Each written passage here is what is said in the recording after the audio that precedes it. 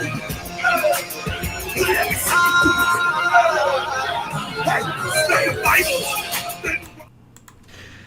we are live. Welcome to the Renegade podcast. I'm your host, Dashing Rogue, and with my frequent sidekick. Oh, I like art. Oh, nice. I like art.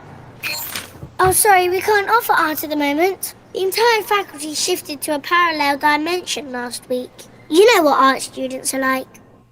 Oh, I know. Relativity and entropy are the dying principles of the universe, I guess, or the one constant of the universe.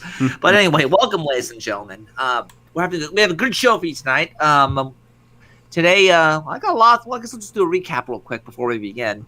So I did a follow-up on the whole Nick Fuentes information and debacle. I actually went down to an airport today, and I actually had to, I asked TSA, how would I know if there's a private fly list or like a private no-fly list? Essentially, like if you're a dick on Delta, can they say we don't want you flying anymore because you're a dick and you have a previous history of bad behavior? They don't have that, so we can rule out that. And I actually recorded the whole fucking conversation. Let me see if I can pull it up for you. And for those of you who want to know what that song was, that was the Pillarmen theme from JoJo's Bizarre Adventure, I guess. I picked that simply because of the title of the podcast, the Kosher Pickle and the AF Agitprop, as well as the Nord Stream 2 problem.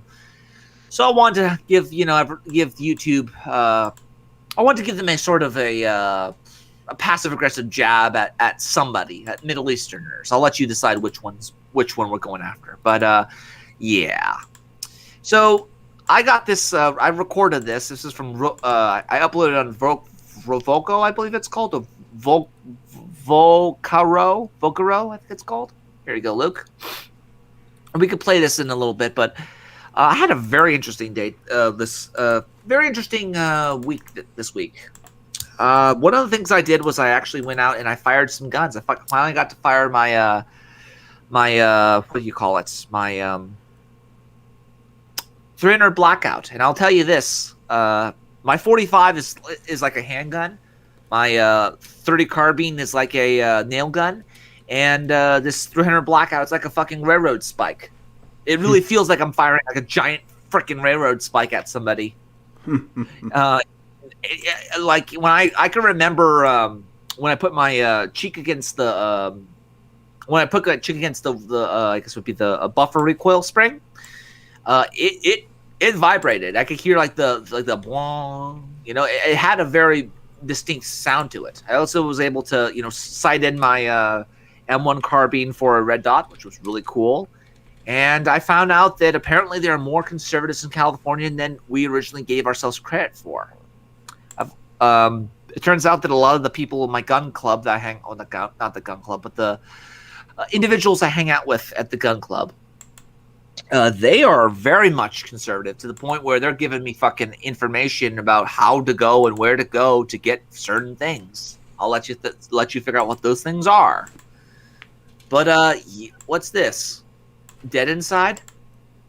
What the fuck is American this? and fat. As for the guns, I could mention the hugely satisfying penis extension gun that pins baddies to walls with entire trees, but all you really need to know is that there's a gun that shoots shurikens and lightning. I wish Shurikens and lightning. Shit, sign me up. I could make something like that up. It shoots shurikens and lightning. It could only be more awesome if it had tits and was on fire. Amazingly, Fuck, it would be.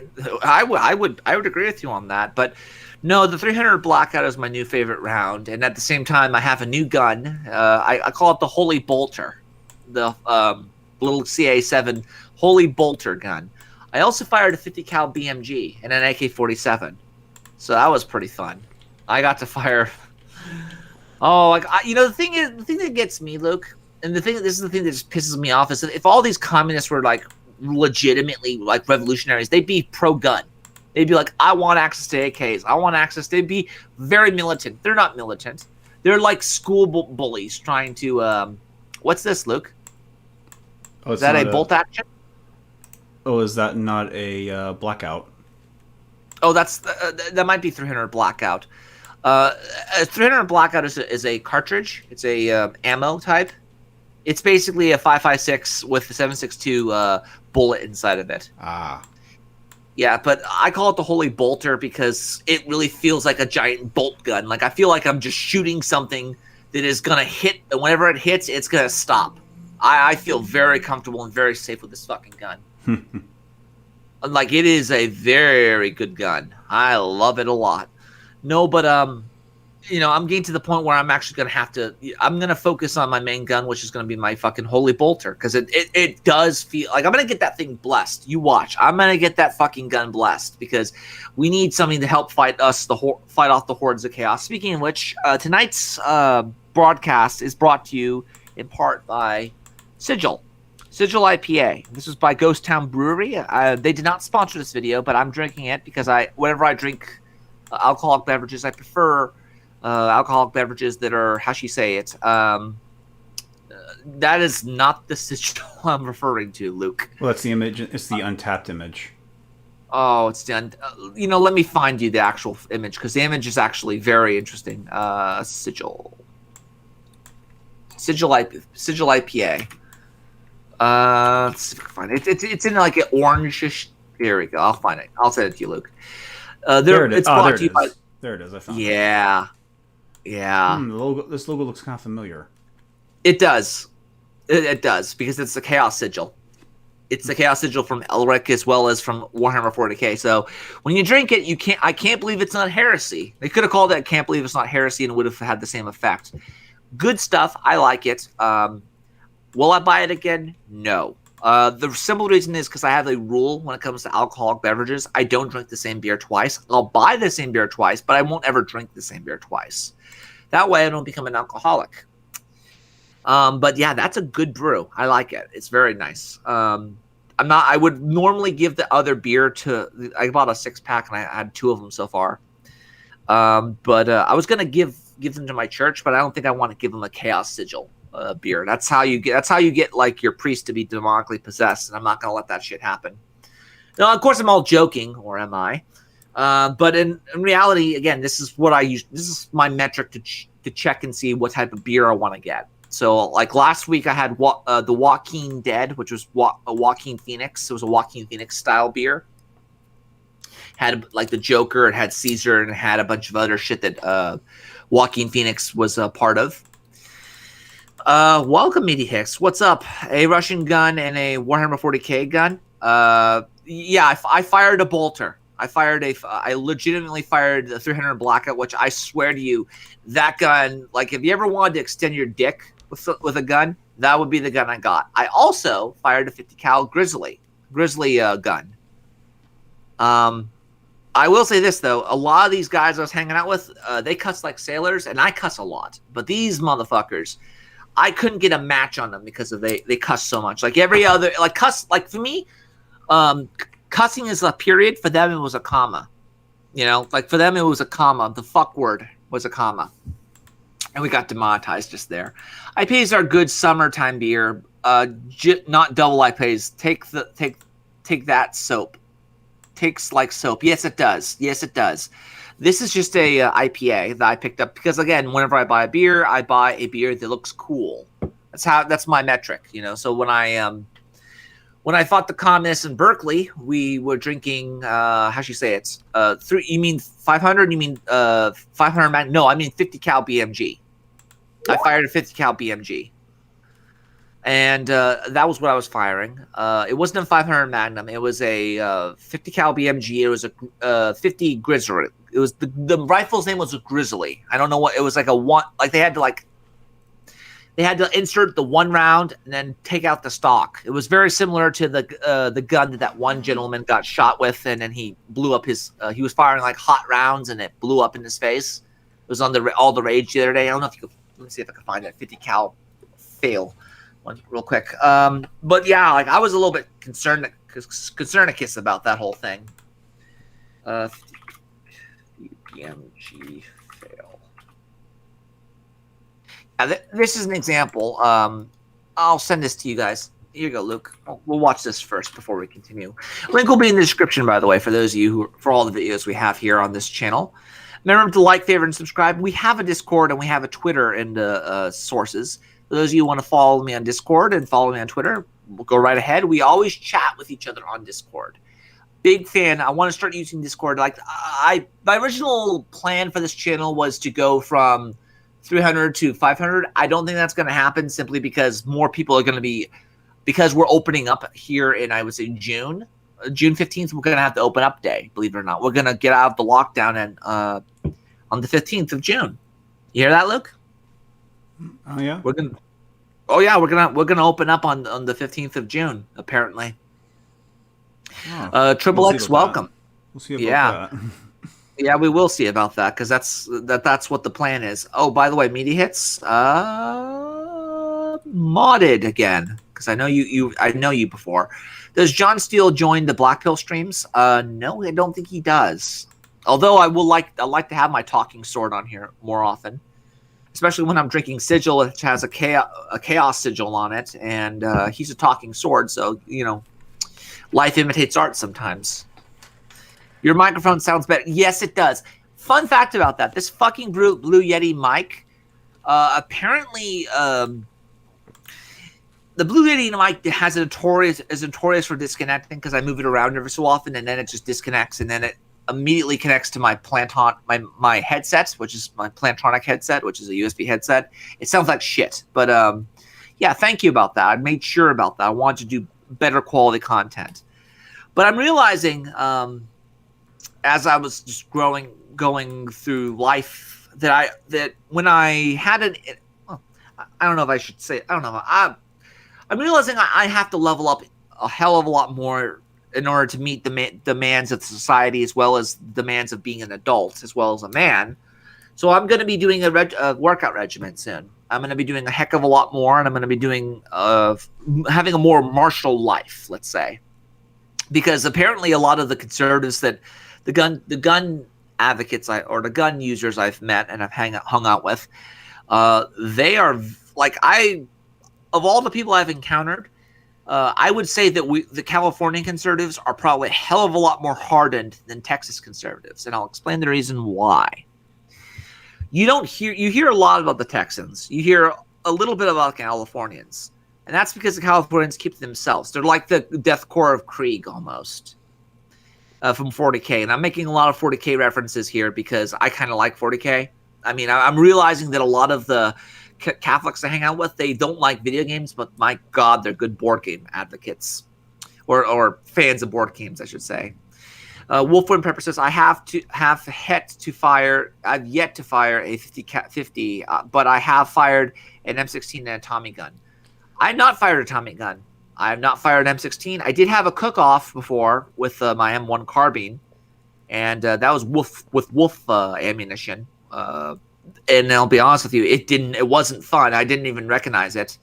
I fired 2 shots at once, and the first one was mine, and the second one was a cook-off. Got a bit too hot, and it was a bit too hasty, but yeah. So that being said, let's get back to the Volcro. This is what I got from the TSA at the airport. Here you go, Luke. You may play the whole thing.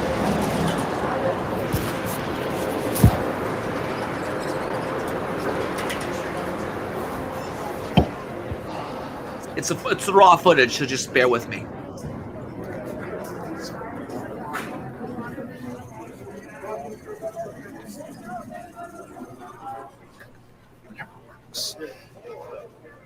So you're inside the airport? Or? Yeah, I'm recording.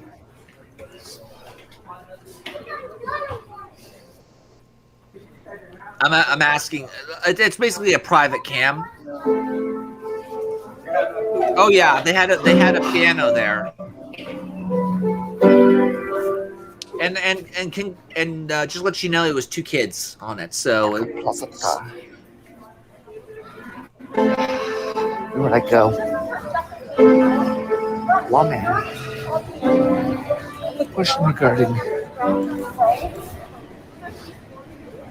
I don't know who Donovan Sharp is. I know who Rollo Tomasi is. I haven't seen enough of his work. All I know is that Tay Spaghetti likes Rollo Tomasi. Donovan Sharp, Red Pill Podcast, Sharp Reality. I'll look into it, Triple X.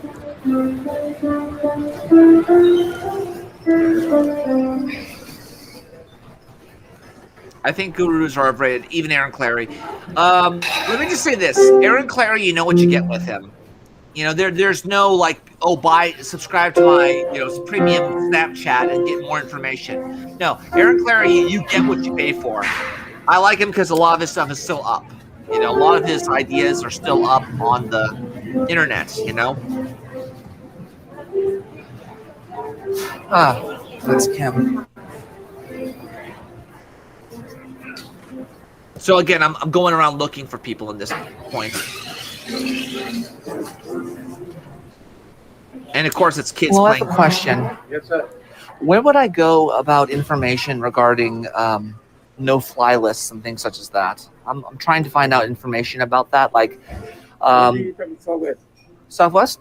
Yeah, maybe. Okay, because I don't know if this is a thing or not, but I know there's a federal no-fly list, but there's also a private no-fly list. Like, let's say you act like a fool, and then let's say Southwest kicks you off. How would you know whether it was a private company that kicked you off versus you are on a federal no-fly list that bars you from all flights? How would you come to that conclusion? And do you know where I would find any information regarding that? Something maybe contact with Southwest. If they say no, contact to the TSA. Is TSA upstairs? Yeah. Either one. Either talk to Southwest, or they can call you the manager or supervisor. Okay. Or they can tell you can go to TSA up in front. Up in front. Okay, so should I just go to TSA? Because I imagine that would be the best place. I'll go to TSA. Thank you. Before we continue, the man in question had like a South African accent, or not even a South African accent. He had he was definitely a foreigner, but sometimes when you're in a, let's say, international airport, which is San Jose, I believe, is an international airport. You're gonna need people of many different groups and places. And I will say, I got some more information coming up. Here we go. Play it. Look.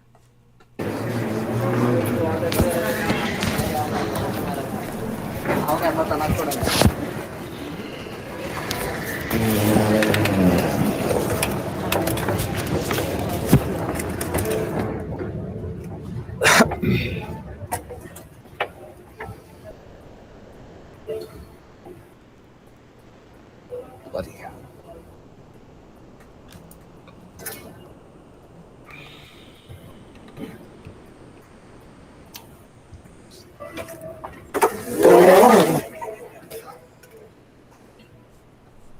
Are you TSA? TSA, I'm looking for TSA. Yeah, right here. I just need to ask a few questions. That's all. For TSA. You can go up to the agent once you go all the way down. They can probably answer whatever you need. Yeah, okay. Thank you. Cool thing about being a rogue and kind of being kind of like a weird, pause it for a second. The cool thing about being someone like myself is that no one suspects me. So I could very well have my phone in my pocket with my mic on, and nobody will think that I'm any of the wiser, especially since I know how to move my hands to enunciate my words. You know how some people move they have that gesture, they're trying to pronounce the words as they, how in the old music cartoons or whatever, they have a sing-along and they have a bouncing ball. That's sort of how I do with my hands. So it's very interesting for me. Anyway, keep playing it. I don't know.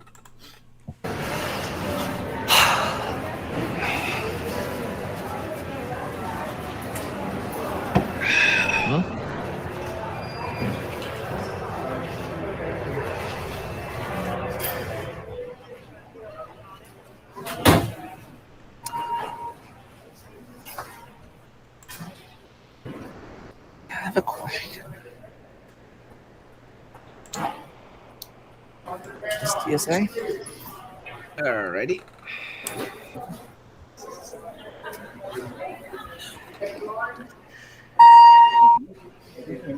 Yeah, you gotta hear the same thing. I have a general question regarding no-fly lists. I have a general question regarding the no-fly list. I know that there are certain private companies like Southwest or Delta. Do they maintain their own private no-fly list? Let's say you act like a fool or what have you, and they just want to kick you off because you're just kind of a dick. No, it goes through one central One That's central? it, yeah. So, like, let's say So let's just say, okay, go on. hypothetically, you're banned. Right. Any airline is going to receive the same notification. Okay. So let's say I'm a fool. Like I kicked off of a Delta flight. How long would it be? Like, let's say I get kicked off, but I want to get to my destination, but I'm not on the no-fly list. You have to call their number. Okay. Because it always varies. You Right. can be there forever. You can be there for 6 months. Okay. Okay. It varies on what the infraction is. Okay, so my final question would be, if I got, let's say I missed a flight, how soon would I be able to purchase, like, let's say I have cash in hand to go to another flight? Let's say if I wanted to go from Delta to... Purchasing a ticket for the flight is no problem. It's getting through. Right. Is there any way to know if you got on a no-fly list or There's a not? number that they can give you downstairs. Okay, I don't have it on hand with me. okay. They have it downstairs. You call that number, Mhm. and they'll give you the basic information that they can give you aloud. Okay. Okay? That's all I can give you. Thank you. I appreciate it. Thank you. And that's pretty much that. After that, so again, I did do it. I said I was going to do it. I did it. Now, granted, like Wolf said, we didn't originally have any information, and they're not going to give it out to me because, again, even if I claim to be a journalist, which I am, in Minecraft, let's say I'm a journalist in Minecraft, because let's be frank, anybody can do journalism, but not everyone is a journalist, right? That seems to be the trend nowadays. Even if I did try to say, hey, I want to know if somebody being politically persecuted because, they stormed the Capitol or not, or they were part of the Capitol riots or protests, if you will. Or it was even a capital jaunt, if you want to call it that. I mean, there was no. It wasn't even. There was no plan. There was no revolt. There was no insurrection. There was none of that. It was just people being basically allowed in and being dumb doing so. That was it. Yeah, I mean, it's not like Black Lives Matter systematically going into cities, smashing up windows and setting buildings on fire. Well, yeah, that, and also the fact that, let's be frank, this probably wasn't planned. I don't even think it was a protest per se. It was more of a rally that happened, and then eventually just people just let in, apparently. I mean, there are videos out there. They're let in on the outside, farthest outside gate, and right on the inside, but not in the middle. There's a perfect spot where the cameras can be. Yeah. Combine that with the fact that, Chuck Schumer, which again, I don't know why Chuck Schumer advocated putting the motherfucker on the fly list, which I'll just say it. I think the reason he said that was to gaslight people. You don't need congressional approval to put someone on a no-fly list. You don't need to do that. You could just get the information of the individual and say, put them on the no-fly list. So there are two things that I guess you could take from this. One, there is no private no-fly list. Those are illegal. They can kick you off. They'll take your money. Maybe if let's say you have too many whiskey sours or whatever, and you start acting a fool, they can kick you off the flight. That's fine, but they're not going to bar you from the flight. So, the notion of private no-fly lists doesn't exist. At least from what I can gather from there. A big party at the White House with Baked Alaska. Let me just say this: if Baked Alaska gets inside the White House, that day pigs will fly, because I don't know. I mean, for all I know, he's getting tortured in fucking Guantanamo, and I'm not trying to say that to laugh at him, but let's be frank. Can you pull a picture of Baked Alaska with the little him calling Nancy Pelosi? Pick it up real quick. All right. Yeah. There are a few things that you could say about Baked Alaska. I honestly think that he was just being a fool, but at the same time, getting that close to information, computer systems, I could have just taken that fucking computer from Nancy Pelosi's office. I could have raided all of that shit. And again, criminals could have done this. That's the thing. If you're not supposed to be there, you shouldn't have been there. All right. It was a whole clusterfuck of things that should not have happened. Wolf from Pepper says, if few people have successfully sued to get off the no-fly list, it's almost impossible to get off it because they don't or aren't supposed to tell you that you're on it or not. Yeah. It's like this conversation never happened, nor will it ever happen, so on and so forth. Yeah, again, there you go. Baked Alaska in fucking jail. That's him basically calling mommy from jail. And if the rumors are to be believed, they are still looking for Nancy Pelosi's laptop.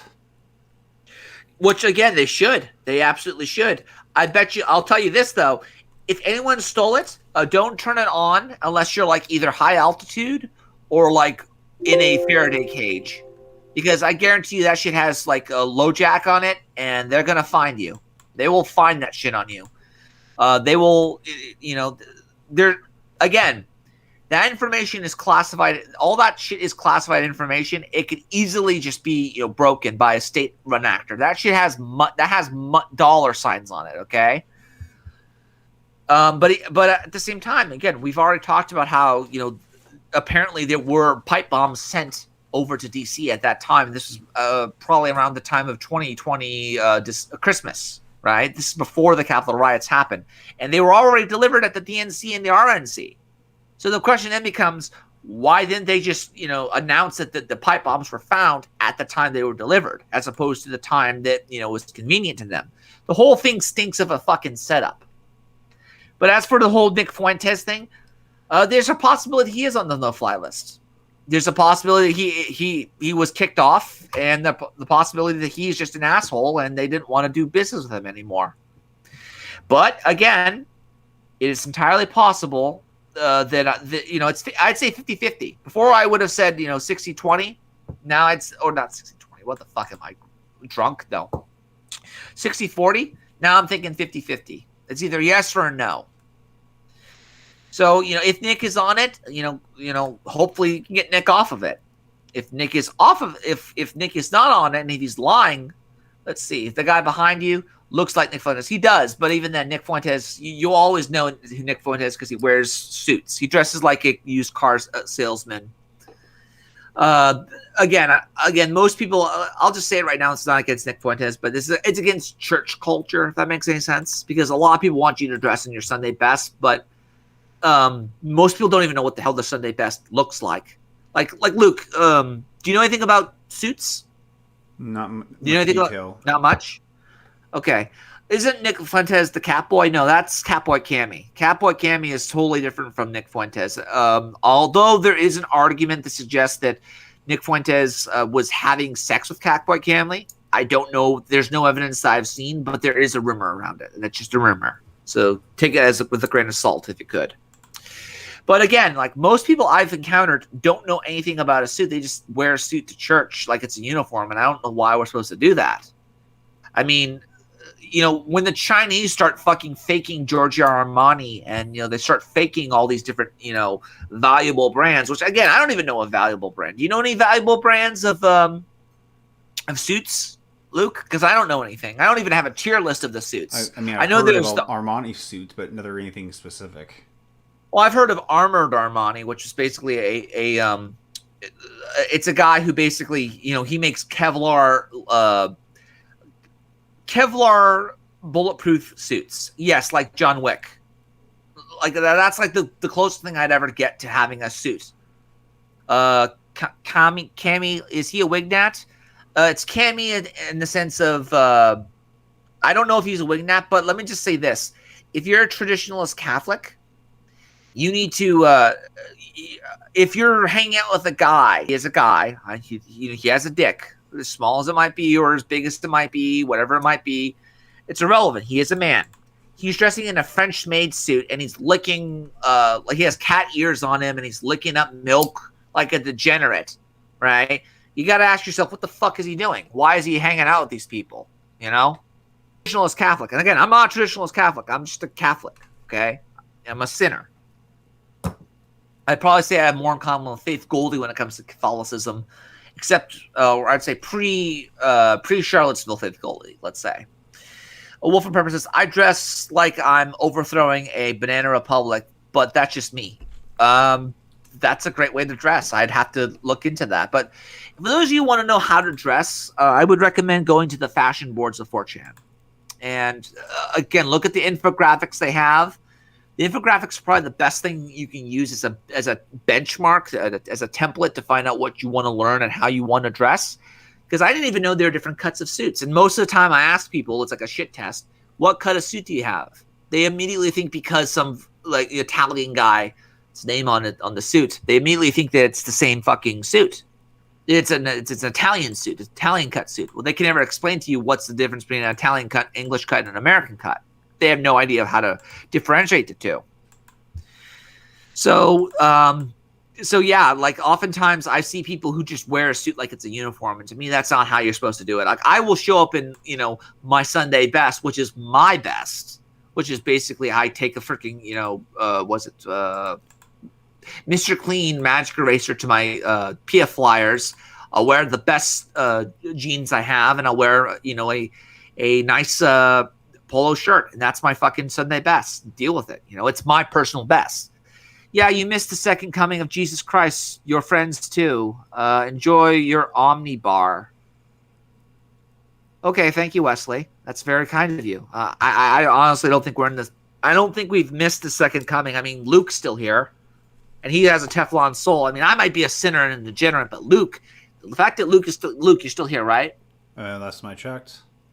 Okay, cool. He's still here, so there's no excuse for Wesley when it comes to the notion of And the second coming. And people much better than me are still here, so. Oh yeah, I mean, you know. So I don't know. You missed the second coming of Christ. Your friends too. Enjoy your Omni bar. I don't know what the hell's an Omni. What's the Omni bar? I don't know what an Omni bar is. Not in the foggiest. Is it like a snack bar, but it's like omnipresent? Is it like Omni Man from like Invincible or whatever it's called? I've not seen that, but I kind of want to view that at some point. Speaking it's a basically you know, it's another variation of what if Superman was evil. Oh, except it's not. Okay. It's not like horribly It's not like irredeemable with what's his name? The guy who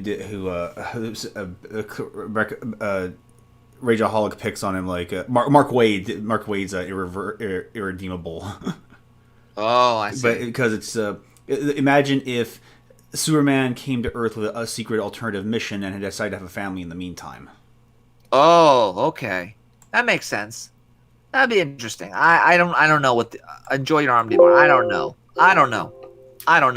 If it's a joke, Wesley, I apologize. I don't. Again, you encounter a lot of people on the internet, and oftentimes I because of the caps lock, I kind of got a little bit I don't want to say nervous, but I kind of overreacted. Plus, inebriated. But let's get on with tonight's topics. You guys have heard me ramble long enough. So, that Eurasian oil pipeline, apparently Beijing Biden, or as I like to think of, he's more of a Moscow Biden or a whore for the highest bidder. Because let's be frank, Biden's the type of guy you pay to look the other way. He's not somebody who will collaborate with people. He's somebody who will be paid to look the opposite direction and say, I didn't do anything, I swear. He's not getting paid by us. Oh, yeah. So here you go. This is from Fox News. Play it, Luke. And what is on Fox News? Oh, what's on Fox News indeed? Biden clears way for Russian pipeline. What? Yep. Nearly a week after the fuel company recovered from a crippling cyber attack that sparked panic buying and gas shortages. It remains unclear what caused the... Remains unclear. Oh, please don't tell me we have this fucking loading shit again. But Colonial says barrels are continuing to flow despite the down system. Meanwhile, after halting the Keystone Pipeline on his very first day in office, President Biden gave the approval for a controversial gas pipeline from Russia to Germany. Oh, you jerk. You fucking animal. Oh. Like, seriously. He obliterates 10,000 American pipeline jobs in his first day in office, and now this. Which, by the way, I guarantee you in the next 2.5 years, or 1.5 year, 1.5 to 2.5 years, we're going to see the invasion of fucking Ukraine. I guarantee you. All hail the Eurasian Empire, right? I mean, because that's basically what this piece of shit did. He basically enabled, Vladimir Putin and fucking Alexander Dugin's, neo-Soviet empire fanfiction shit now. We found the Russian collusion. Oh, there it is. It's the fucking Dems all the whole fucking time. Who didn't see honestly, that one coming? It's almost as if that fucking cunt, what's her name, Hillary Rodham Clinton, was just so angry and so, sauced the night that she lost, that she just blamed everything on Russia, and she stabbed her own business partner in the back. That's what I think really honestly happened. Because Mr. Ching Chong Bing Bong Biden is basically at this point, sabotaging this country. He is like, I wouldn't be surprised if he gets killed like Caligula. If they pull a Caligula on him, you know what happened with Caligula, right? You know what happened with Caligula, right? I'm trying to think if it's the right Caligula. Oh yeah, there was a song about ancient leaders says Caligula was no Boy Scout. He did things we can't even talk about. No, Caligula was killed by his own bodyguards. His own guards fucking killed him. A man who was supposed to be the God Emperor, but didn't he actually have a senacy filled in by a horse? Yes, he had his horse become a senator. He was trying to thirst after his sister. A lot of like really degenerate shit. If it's on YouTube, we might watch. Well, I don't know if I could. I don't know if I have to pay you money, Luke. After showing you Coonskin, again, I paid him $20 because I wasn't feeling comfortable. I felt guilty for exposing Luke to Ralph Bakshi. If I exposed you to fucking Coonskin, I don't know how much I have to pay you back for fucking exposing you to Caligula that was shot by Bob Guccione for Penthouse. Although I will say this, it does have what's his name? The guy from what the fuck is his name? From Clockwork Orange? Not Malcolm McDowell. Yeah, it has him as Caligula and has Peter O'Toole as Emperor Tiresias and Tiberius. Yeah, Emperor Tiberius. Yeah. So that was pretty cool. We might watch that. I was thinking more of watching another movie that's on YouTube called The Cooties. And that will be on Friday coming up, which I get paid also, which will be also cool. Wolf and Pepper says, so Luke's soul costs $20 a papa. No, like this was me. For Ralph Bakshi, like, again, there's a certain level of artistic love that was put into that film. I mean, let's be frank. When I just didn't feel his soul isn't $20, okay? His soul was compensation. Although I don't think we could shut up, Wolf. Seriously, no, legitimately. That was for my really time. If you want something simple, just compensation for my time. Yeah, it was compensation for his time. We're exposing him to evil stuff, and Wolf. I like you. Please like, favorite, and subscribe. No, but continue, Luke. Continue the clip. Critics argue this will only strengthen Vladimir Putin and destabilize Eastern Europe. Yes, Senator it will. Ted Cruz tweeted this. The Biden administration is shaping up to be the most pro-Russia administration of the modern era. Senator Cotton, your reaction. Yeah, Joe Biden is shutting down American pipelines like the Keystone XL pipeline, but he's helping construct pipelines for Russia. This is Vladimir Putin's number one foreign policy priority, so he can make Western Europe more dependent on Russian gas, and so he can bypass our NATO allies to the east, isolating them further. Joe Biden apparently is going to allow this pipeline to go forward, even though he has power that Congress passed on a bipartisan basis to sanction the owners and the operators. Fucking, seriously, I really want this guy gone. Give me Paula any fucking day. Kill this fucker. Get rid of him. We don't need a fucking Galen execution stylist. Fucking get rid of him. He's evil. Continue. Of this pipeline, I guess because he doesn't want to offend Germany's delicate sensibilities. It just goes to show you how Joe Biden is putting America last. He's shutting down American pipelines to provide good, high-paying American jobs, yet he's letting Vladimir Putin build a pipeline to Western Europe despite his opportunity to stop it. Why would he do this? I mean, he knows it's not going to be pretty in 2022, whether in the House or the Senate. I mean, the president has to see. I do wonder, does the Democrat base care? No, but they should, because I'll tell you this. What's going to happen is, I guarantee you, Russia is going to start building up in Romania and Poland, and Ukraine's going to be fucking invaded. We know that shit's going to happen. Shut the fuck up, film. Or I should say phone. But in reality, again, this is horrible what's going to happen. This is fucking terrible. We're going to see, Duganist bullshit popping up all over the place. Have you seen the notion of anti-colonialism being used by the left now? They're pushing this notion of anti-colonialism, and so is Russia. Oh, Russia is anti-colonial. Oh, we're just being...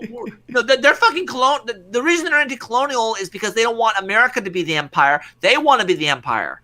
They right now, again, this is where I'm sort of like a neocon in a certain way. In the sense that I know that if we don't have empire, someone else will. And there's only 2 or 3 superpowers, whether it be China, Russia, or I would say the Islamic world and the United States. And yes, the Islamic world is a superpower. Deal with it. Okay? When you have a theocracy that's willing to chop off people's heads, but at the same time build, huge skyscrapers in like Dubai, you're a fucking superpower. Anyway, continue with the clip. Why would he shut down what makes us whole in the United States and then help the Russians? Why would he do that? Well, Joe Biden, like all these Democrats, spent the last 4 years pretending to be Jack Ryan out of the Tom Clancy novel for crass political reasons. But now that Joe Biden's in office, he's going back to his old ways of appeasing and coddling Russia. It's not just this pipeline. He gave them a no-strings-attached extension of a very one-sided arms control agreement. He pulled his own punches. He said that he wasn't going to sanction Russia as much as they deserve to be sanctioned for various cyber attacks on American companies. And now he's rewarding Vladimir Putin with a summit next month in some luxury European capital. Where is the mainstream media on this? I mean, we heard for more than 2 years, Russia against the former President Trump, and there was no there in the end, as we saw, because investigation after investigation. Yet Biden does something like this and nothing? Crickets? Birds chirping? Nothing? Well, the mainstream media, like the Democrats, got all the mileage they could out of Russia, using it as a way to attack Donald Trump. Now that he's not in office, they're going back to their usual ways of attacking Israel for defending itself from terrorist organizations. Senator Tom Cotton, covered a lot with you today. Good to see you, sir. Thank you. Thank you. Speaking of Israel, we're going to talk about Israel because they're in a kosher pickle right now. So, does Hans Landa know? Apparently he does, because there's a viral video online right now of Jews being hunted down in LA, of all places. Now, I have a friend that's a Jew, and he says, I don't need a gun.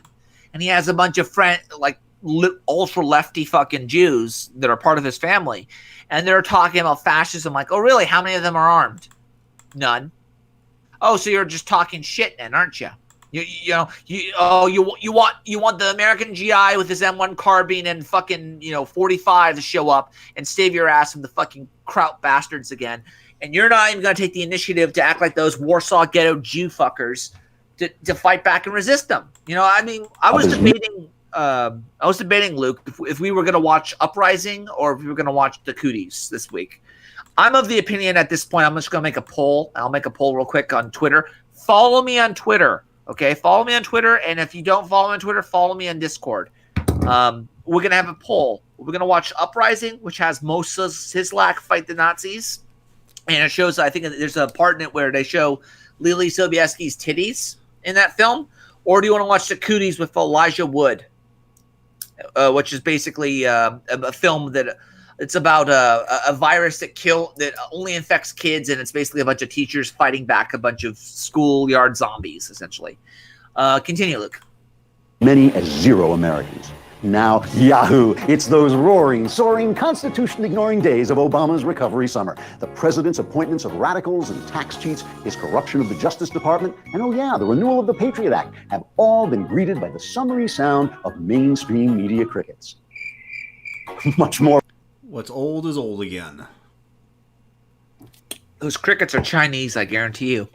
No, but in all honesty, yeah, we're gonna see a rise of this shit. We're gonna see, I guarantee you, in the next 3 years, Ukraine is gonna be invaded, and it's gone because of that fucking Biden. Which I'll just say it right now. What is the status of the whole recount right now, Luke? In the middle of I think it's about halfway through in Arizona. Oh boy! And right now, and they're being resisted every single step of the way, and the same is also true for Georgia and Pennsylvania and Georgia and all the other states. I guarantee you, if there's ever going to be a chance for civil war, because I don't want civil war. I want that to be perfectly clear, because war is horrible, but civil war is going to be fucking vicious. Okay? We don't want civil war. We just want the bad guys to go away. How that happens, I don't know. Yeah, but here's the thing. I guarantee you, the flashpoint in this whole fucking thing is going to start when we say, Biden, you're illegitimate. We have done the counts.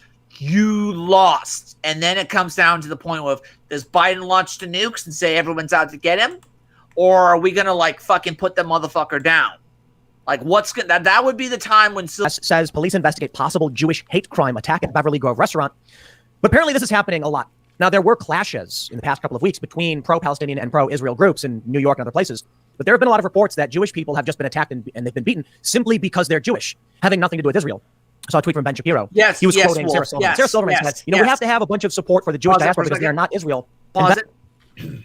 yes, F to pay respects for the Jews, and I would say F also to, because let's be frank, of any ethnic minority you would think would be armed after the Holocaust, it would be the fucking Jews. Okay, like, why are you not getting a gun? Why are you not carrying the 45?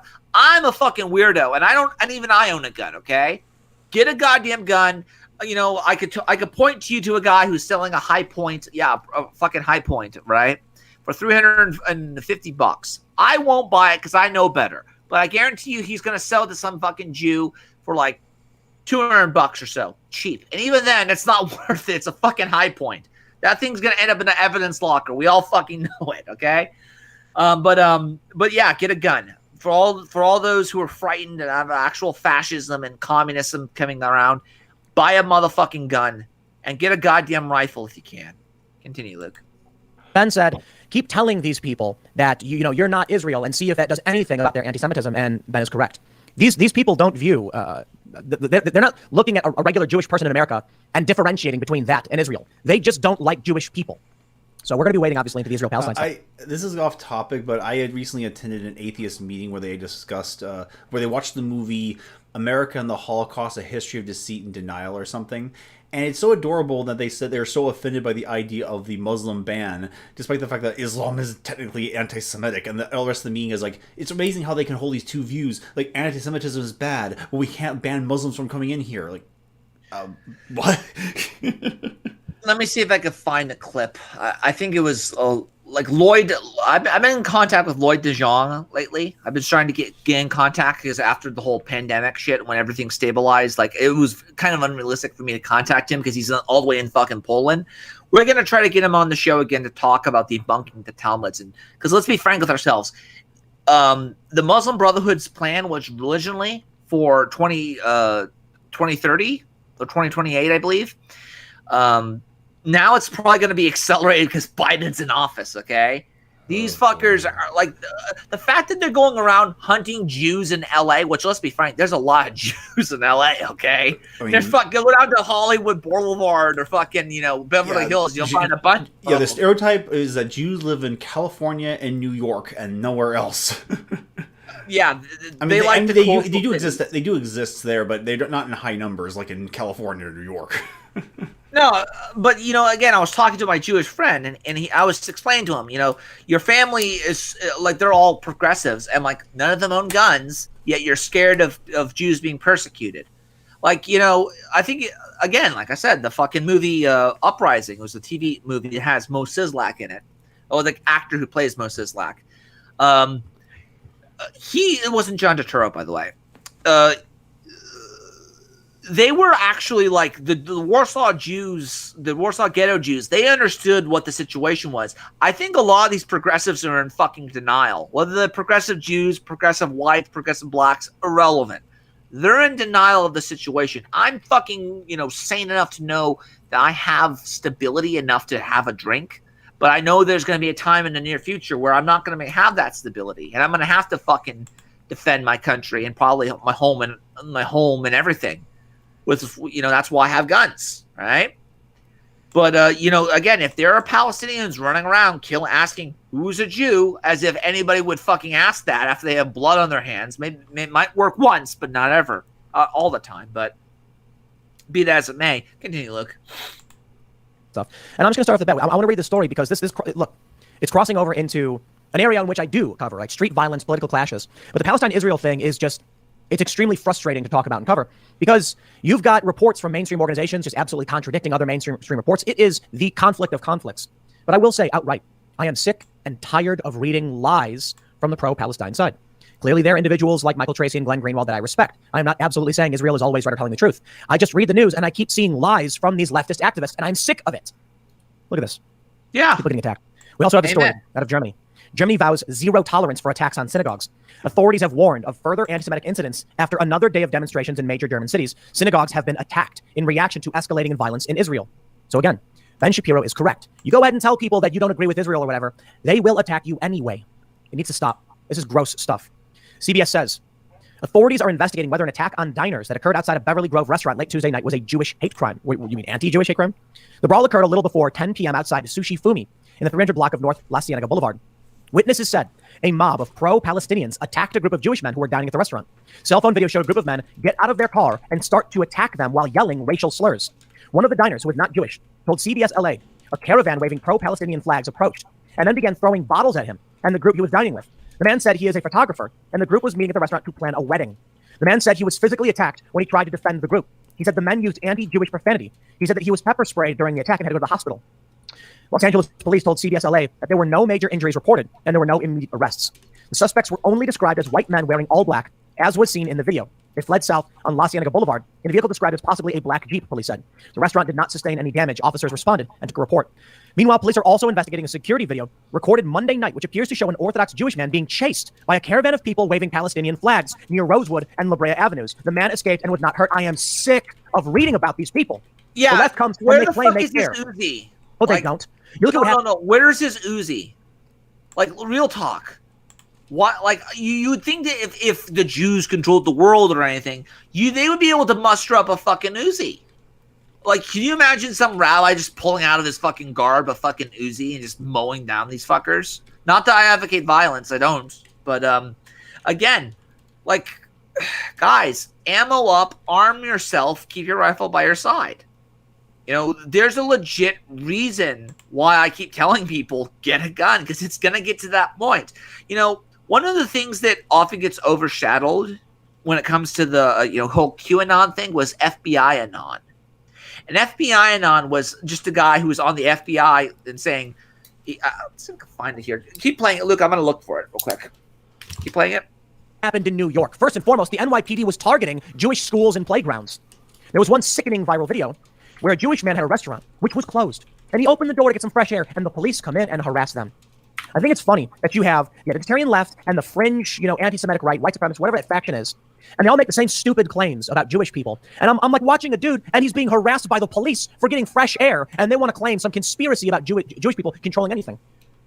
Yes, there are a lot of wealthy people who happen to be Jewish, but spare me your complete BS. I was talking to a friend of mine who was Jewish, who was woke, and talking about, the plight of the poor Muslims. And I said, do you know how many Christians there are on the planet? I don't know the exact numbers, but I think it's like close to 2 billion.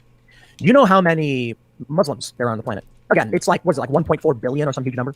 Yeah. Do you know how many Jewish people are on this planet, including Jewish diaspora? What is the number? Like 7 million, 10 million? Million. 6 million. It's always 6 million. So I hear these fringe conspiracy theories, some of the stupidest things. That's always the alcohol talking. No, but it's like 6 million people practicing Orthodox Jews. Assuming that it's not just, Sephardic as well as Ashkenazim and, not counting Murray Rothbard and Ayn Rand, who are atheistic Jews. But, I mean, there aren't that many practicing Jews out there, in all honesty. They are a minority of a minority, okay? And even then, the Talmud has, let's be frank, it's basically a case law being discussed by case law lawyers describing what justice is. But yeah, like, honestly, this is getting weird. Continue, Luke. Things I've ever heard. There's that one quote. I love it. It's the dumbest thing ever. People often, they think it's Voltaire, but it's not. It's some fringe right, far right guy, or whatever you want to call it. That if you want to learn who has control over you, just look to who you can't criticize. And I'm like, shut up, dude. You have mainstream politicians insulting Israel and saying anti-Semitic things all the time, and nothing happens to them. Yeah. So maybe that quote has some merit in the sense that it certainly isn't Jewish people who are a guy being chased down the street. How many videos did we have to watch of Orthodox Jewish men being beaten? As I recall correctly, who you're not criticizing is you can't. Well, I guess they say you can't rightfully criticize, and that's the left. You can't criticize because no one cares, no one listens. Well, I guess the phrase should be criticized. Ask whose criticism doesn't stick, and who's in power. Yeah, so for example, I've oftentimes criticized the LGBT, WXYZ, and SIMQ community, the gay community, because I didn't like the fact that they were taken off the mental health list, mostly because, it's not just the fact that they were mentally ill, quote unquote. It's mostly how they got taken off. They were taken off because they protested the pharmaceutical companies, right? So the gays literally, which again, they grabbed the mic out of the guy's phone, one of the speaker's hands and said, "You guys are the enemy, and now we're declaring war on you," which is a threat. Let's be frank with ourselves, whether it's a credible threat or a terrorist threat, regardless. I'm not going to get into that. And eventually, they just boycotted the pharmaceutical companies, and the DSM said, "Oh, we're going to take homosexuality off of the mental health lists." Why is this? Why is this relevant? Well, it tells us two things. One, the mental health system is a joke. It's basically a bureaucracy. Two, it also shows that if enough push, you could get shit taken off and put on based on peer pressure. This is a science. So that's that. I'm not going to get too deep into the whole homosexuality thing, but that's one of the reasons why I would criticize the gays, because let's be frank, some of them are born that way. Some of them are made that way. But we never get to have that conversation because we can never talk about the psychology of the homosexual. We can never talk about the psychology and the history of, whether people can be raised to be homosexual and be, trained, so to speak, to become homosexual or not. We can't have that conversation because it's politically incorrect. That's why I'm pro free speech. But again, there are plenty of other people out there you can't criticize besides the Jews. Kike. There you go. Continue, Luke. In New York City for fun. A guy walking down the street minding his own business, and a bunch of people run up and start beating him. And it wasn't Palestinians who were doing it, it was young black men. I don't care about the race of these individuals in terms of who's perpetrating the crime. I care that the crimes get stopped. But I'm sick of the lies from the left. I saw a video, and it was Hamas firing rockets into Israel. And people were tweeting, Hamas is defending itself. I'm like, bro, they're the ones who started firing the rockets in the first place.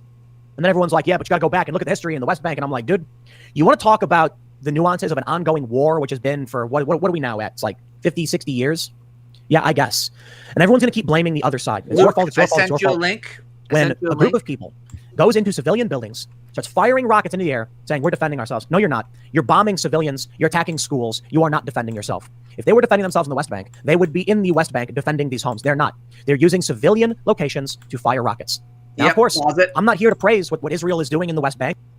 This is a picture of what Israel was doing in the West Bank. Luke, I sent you a link. Give it a second. On Skype. Give it a second. Pull it up. Give it a second. This is what. No, give it a second. Yeah, give it a second. But this is what Hamas thinks is happening in Israel. When that fucking merchant, man, I'm telling you, they even the fucking arrows are being averted from their fucking or the missiles are being averted because they don't want to shoot his beautiful fucking figure.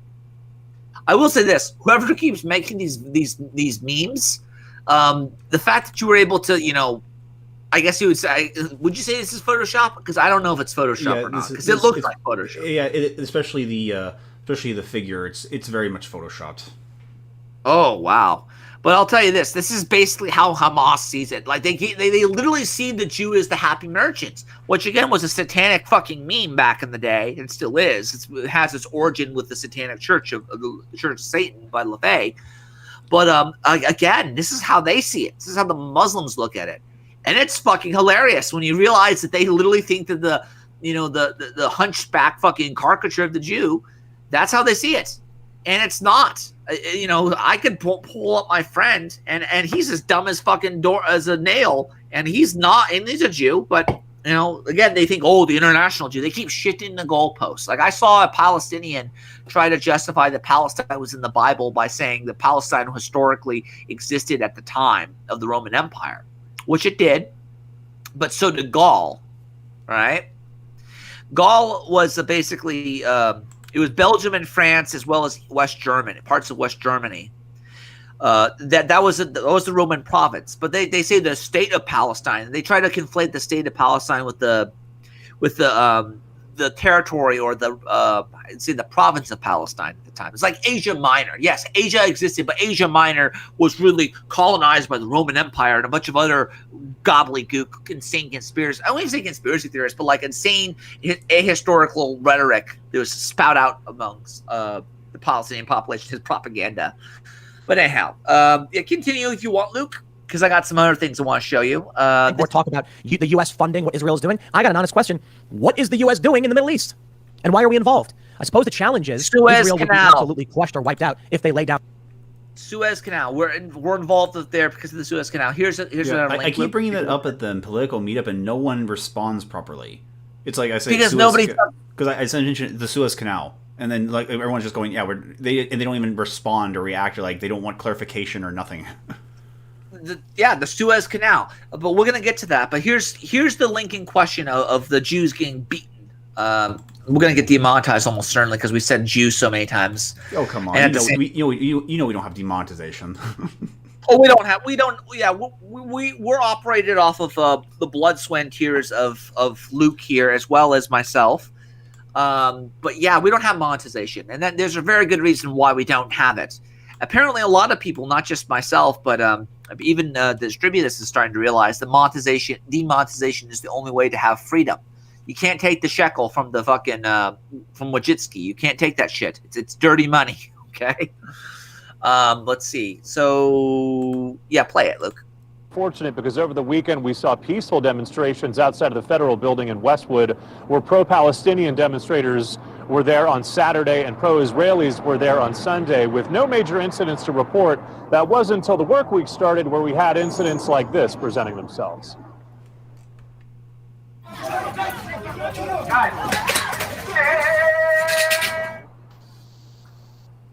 You're looking at one of two possible hate crime incidents being investigated by the Los Angeles Police Department this week. The one that you're looking at right now happened on Tuesday, as Glenn and Lou mentioned, in the Beverly Grove area outside of a sushi restaurant. Diners were there. They were eating outside.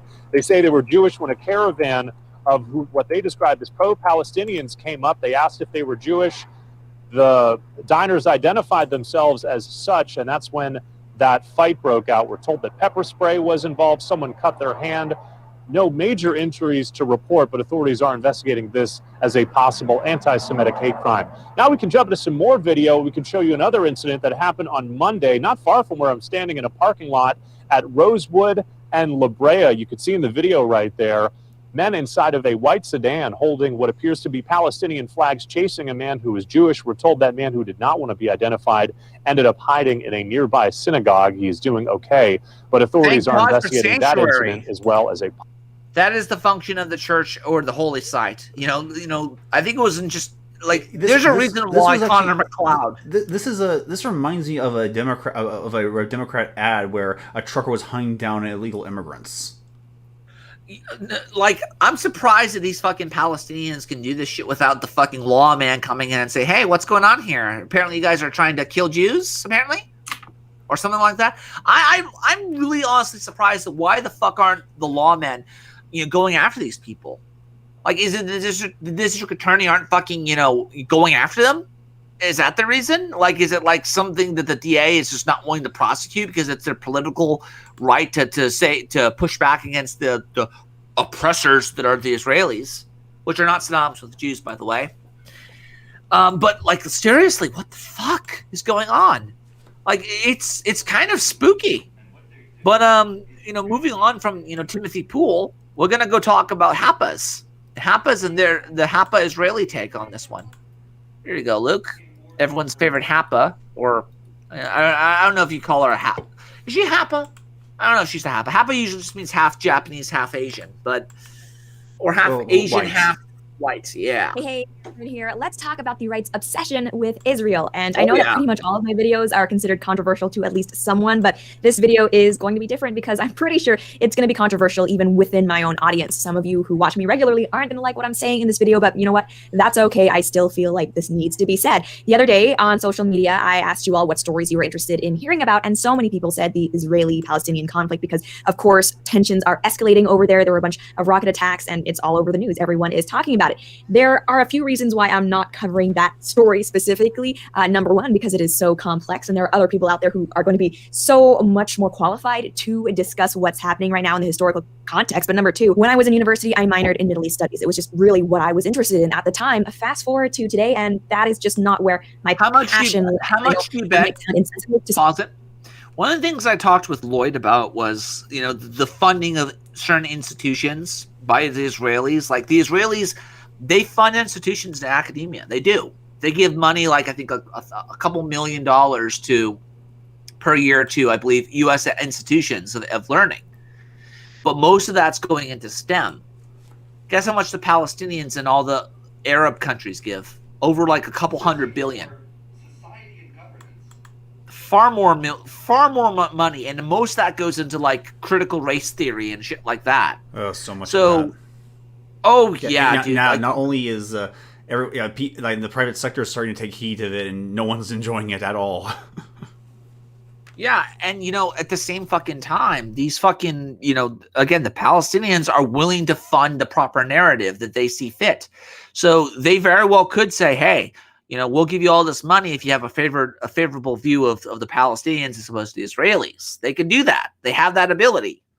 So I don't know how much of this again, she's dating, sorry about that. She's dating her producer. We know that. There's a lot of, shady shit that I don't trust about this chick. I think Lucas said at one point, I have it out for her. I don't really have it out for anybody for that matter.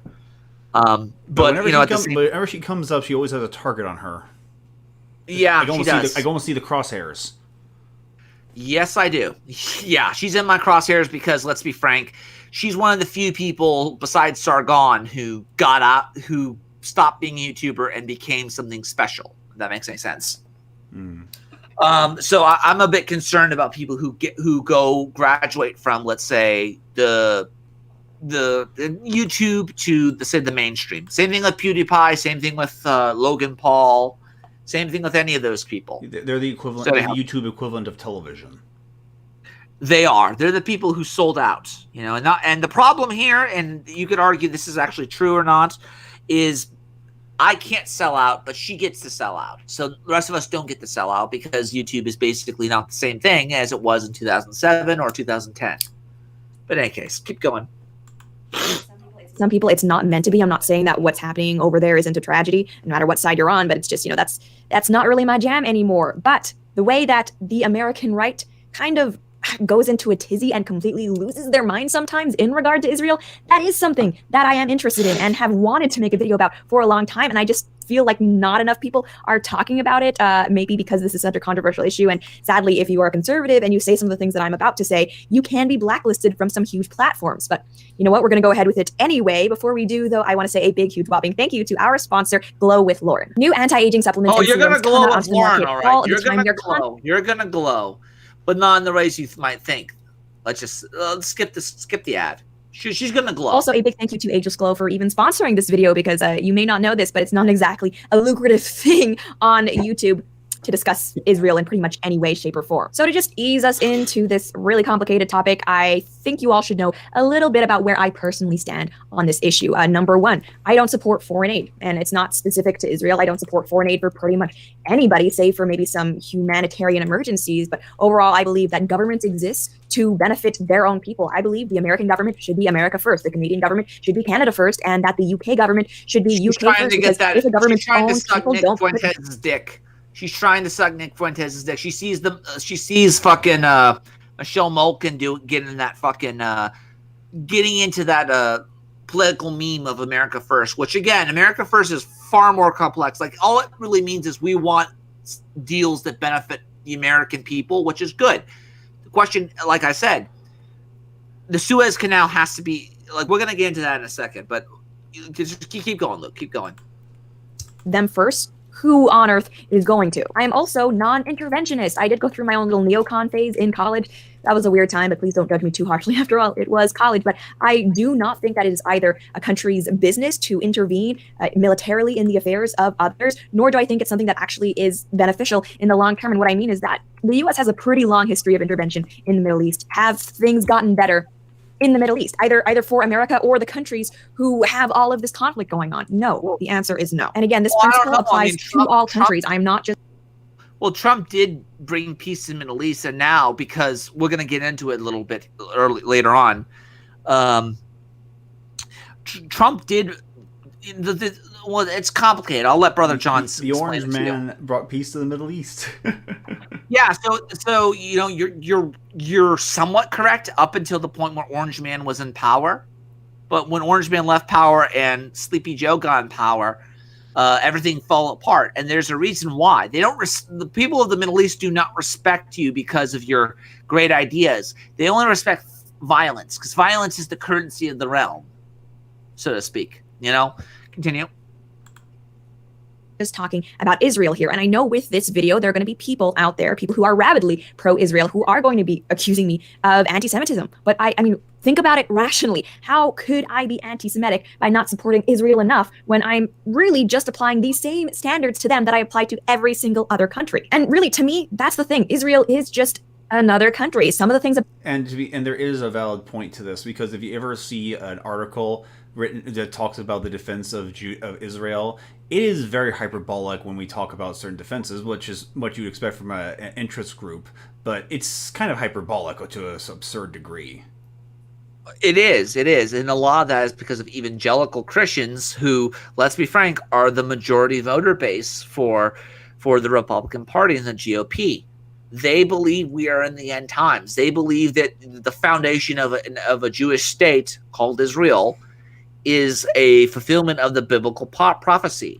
And I've just told people, we're not in the end times. No matter how fucked up Corona Chan makes the world, no matter how much inflated the dollar becomes, we are not in the end times. It's that simple. About it are good. I mean, they have elections. They recognize a lot of human rights. That's awesome. But some of the things are not so good. Specifically, they have questionable human rights issues when it does come to dealing with Palestinians, and just in general, they're a left-wing government, and that's one of the reasons why I do not understand why American conservatives are so gung-ho for Israel. Israel has a socialized medicine. In a lot of ways, Israel represents exactly what American conservatives are trying so hard to fight from happening within their own country. So I'm not really quite sure where all of the full-throated support comes from. And one of the weirdest things about American conservatives... The reason they can have socialized medicine is because they're so small of a country. They have such a small population that they literally can afford to, have a basic standard of health for everybody, and they can tax it. They can justify it. They're too small. Comparing California to Israel, I think Israel is like 18 times smaller than California. It's like the size of the Bay Area, I would say, roughly speaking. So, like, I'd probably say probably from, I would say, I'm trying to think of the place off the top of my head. Fairfield to probably Monterey, California. That's the size of Israel. Everything from that area to the other area, that's how big Israel is. Now, you could very well have a socialized medicine system in that area. You could do it. It's possible. You just have to tax people accordingly. The question is, why would you? Well, if you're getting struck down and you're getting hit by rockets and shit, and you're at war with let's say the Palestinians, you could justify that. You could very well say that it's not the fault of anything they did as individuals. It's the fault of the Palestinians, and you could say that just the nature of the beast.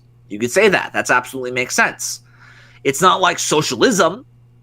It's not like, oh, I'm going to pay for somebody who lives in Idaho. And as somebody who's Californian, and I'm paying as somebody from, let's say, Michigan, paying for somebody in Montana, let's say, it's not the same thing.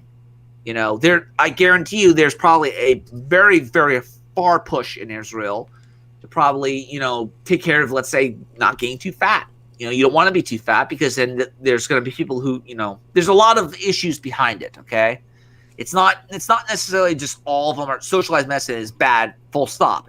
It makes sense for it to have socialized medicine in that area. Like, I've talked about having socialized medicine for like mining towns or logging towns or towns that are very much working class or prehistoric tribes. Or prehistoric tribes. How do you figure that? I mean, everyone knows each other. Everyone can share the power with each other, and there's no question of who has what. Well, I wouldn't even say socialized medicine. No, not at all. I mean, if let's say one town is controlled, and then let's say it's not controlled, but let's say it's by the main business is a mining operation, you could very well argue that the private company and let's say the local government can institute a socialized medicine. That's possible. You could do that. It's only going to be for the people who work in the mine. It makes sense to do that, and even then, you would say it's close to socialized medicine, but it's not the same thing. But be that as it may, continue. Conservatives, especially establishment neocon American conservatives, is that they seem to conflate criticizing Israel with hating Israel and maybe even hating Jews, which is so not the case. And again, that's a standard that is not really applied to any other country. If I criticize Canada, I'm not called Canadianophobic if I criticize Europe in general. I'm not called Europhobic. But when someone does criticize Israel, they're absolutely labeled an anti-Semite. And don't get me wrong, I think there are vocal critics of Israel who are operating based on a bigotry against Jewish people, just like there are some people who criticize Palestine, I think, because they don't like Muslims. But that's not all criticisms. And trying to brush all detractors with that same stroke of, ooh, you're just a bigot. I mean, that's what the left does all the time. And it frustrates me to see people on the right actually adopting that same mentality. A lot of American conservatives also have this weird fealty test when it comes to Israel. I'm asked all the time by these people whether I support Israel, which is just such a strange. And so does APAC. This bitch is basically she just wants power. Holy fuck. Like, I could see this bitch basically just being a politico. And, you know, I could see my kids criticizing this kid. Let's be frank. She wants power. She wants power. She is going to go wherever the fuck the power is. And she sees the fucking changing in the wind. She sees that people like Fuentes and people like Forney, and again, I like Forney. I like him. He's a good guy. But people who are more nativist are going to be in power. People, like myself, are going to start being in power. We're going to have a more nativist, isolationist tendencies in American conservatism. We're gonna see that, and she smells the fuck. She sees this. I don't know if it's just the writing. She sees the writing on the wall, or if it's something else. But I do think this fucking clever cunt. You know, she sees it. You know, the old GOP, the turtle guy, Mitch McConnell. Is Mitch McConnell the turtle? Yep. Yeah, Mr. Turtle. She knows how many licks it takes to get to the center of a Tootsie Pop. She understands it. She gets it. The turtle doesn't know, but she does it. She knows. Anyhow, keep going. Phrase in and of itself. I'm never asked if I support just America or France or Canada, nor would I actually say that I just support Canada. I mean, I'm from there, but it's like support them in what? Does that mean I have to like every single policy that Canada has, every single action that Canada takes? I mean, this is a standard that is applied to no other country aside from Israel. And I mean, because I know some people are going to ask me this question. And we know why. So why is that? Well, it's also it's not just. Well, first off, there are two angles behind it. There's the notion of people using it in a rhetorical sense, like just to get political power, to like bash their fucking their political rivals. But there's also the fact that the nation of Israel is always in question by the Muslim world. They don't like the idea of having a Jewish state in that area. They don't like it. So, you know, people oftentimes conflate Zionism with, oh, you want an Israeli state, you're a Zionist, right? I guarantee you the Muslims would be pissed off if, let's say, if an Israeli state or a Jewish state was founded, let's say, in the Mediterranean, away from the Middle East. Let's say it happened, let's say, in Spain. Let's say Catalonia decided to sell itself to the Jews, and as a result, they founded Israel in let's say, Catalonia. I guarantee you there would be Muslims who are up in arms about it. They don't like the Jews. Now, that being said, I'm not a Zionist. I think Zionism made sense when they were trying to establish a Jewish state. Now I'm pro-Israeli. I'm anti-Palestine. That's how I see that's how I declare myself. Simply put, because I acknowledge the legitimacy of the state of Israel. The Palestinians do not. So oftentimes what you'll see is this conflation of, oh, well, if you're pro-Palestine, you're anti-Jew or you're anti-Israeli. And a lot of this rhetoric is because they don't acknowledge, they start with the premise that Palestine is free and the Israeli state are a bunch of settlers. They're basically a bunch of a bunch of invaders. So if you don't see them legitimately from the get-go, your rhetoric is and your speech is going to follow with that notion, right? Anyhow, keep playing. Yep. Yes, I absolutely think that Israel, like any other country, has the right to defend themselves. And I think that they are being attacked by actors like Hamas, who are not good people. On the flip side, I also see people defending Hamas just because they don't like Israel. And it's like, guys, these are actual terrorists. These are not good people. You can dislike Israel, but a lot of these people who are criticizing Israel and defending Hamas, it's like if you were to go to Hamas, they would not treat you well. And yes, Mia Khalifa, former porn star, I am talking specifically about you. Also, these gays for Palestine people. They're Mia Khalifa, yeah. I mean, she was. Okay, I mean, she's a. You know her, right? No, I don't. Okay, let's look at that shit. I want to know who this bitch is because I think Beckloff would refer to her as a mystery meat porn star. who's known for doing it with not just with hijab, but also with people of different races. Oh, this whore! I thought it was like West. There's a lot of Khalifas. Well, there is. There's a lot of Khalifas. I thought Mia Khalifa was something totally different. But this bitch is doing fucking, porn with a fucking hijab. Fucking cunt. You know, keep playing. I didn't know who this person was. I thought she was West Khalifa. I apologize.